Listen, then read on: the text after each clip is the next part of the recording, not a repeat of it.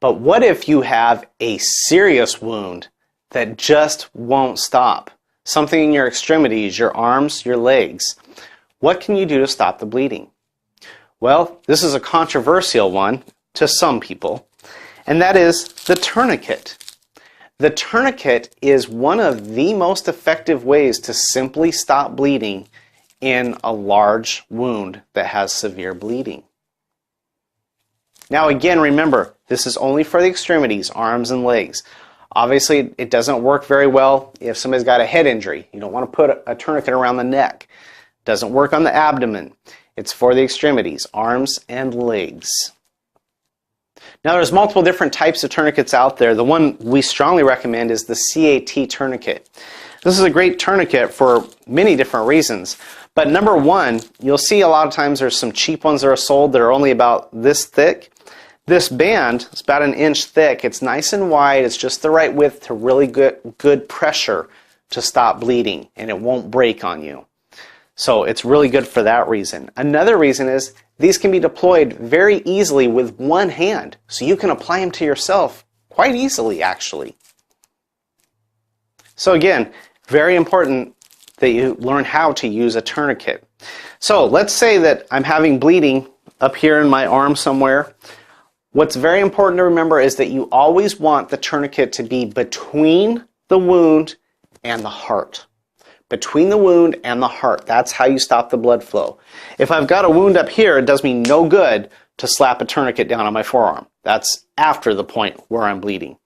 So you always want to go between the heart and the wound, wherever that may be. And you can get pretty high up with these.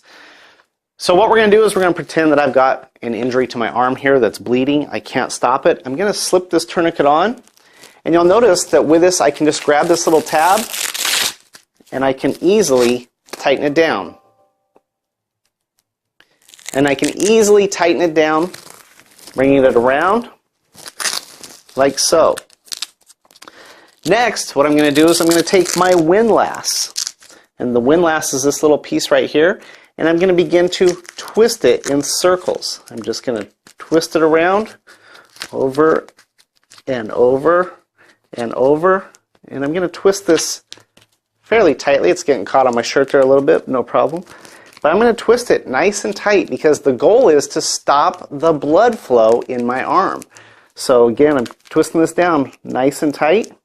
And then what I'm going to do is I'm going to pop it inside of this little tab here.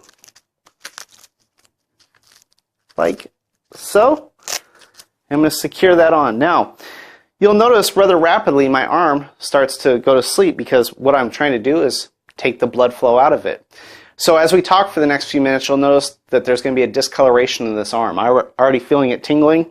And if you look, you can actually see that there is a difference in my hand colors. I don't know if you can tell that from home or not, but it's starting to change colors pretty rapidly. So I'm going to leave this on for a few minutes and talk about tourniquets. Tourniquets are something that are often misunderstood. A lot of people say, well, tourniquets, aren't they bad? Don't they cause you to get amputations? I mean, I've heard that people get amputations a lot of times if they use tourniquets. Well, that's a fear that's out there. And it's based on some studies that were done. But these studies are from World War II. So process that for just a minute. Do you think that the reason that people were getting amputations in World War II was because of using a tourniquet? Or was it because of lack of good medicine during World War II? Well, obviously, it was lack of good medicine. Tourniquets do not cause you to get amputations. And as you can see, I've left this on for a little bit here. Again, you can see my hands turning a sharp, different color here. It's starting to tingle pretty bad up and down my arm. It's not feeling real comfortable. And I'm going to leave this on for a few more minutes because I'm just demonstrating that you can do this. Now, what a lot of instructors will do is they will leave a tourniquet on through an entire 8-hour class to demonstrate that these things can be left on very effectively and not cause you to lose any type of a limb.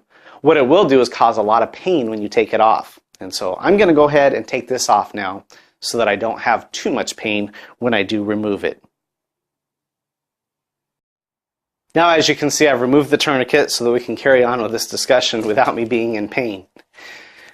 So again, to reiterate, tourniquets do not cause amputations. Now, if you're a skeptic and you're going, well, I don't know, I've really heard they do. I don't know that this is a good idea to use in modern times. All you have to do is check with the modern military. They use tourniquets very frequently in the field to handle injuries that occur to the extremities. They use them with great success. So if you are scared to use a tourniquet, look at the results of the U.S. military. So again, tourniquets are a simple, effective way to control bleeding in the extremities.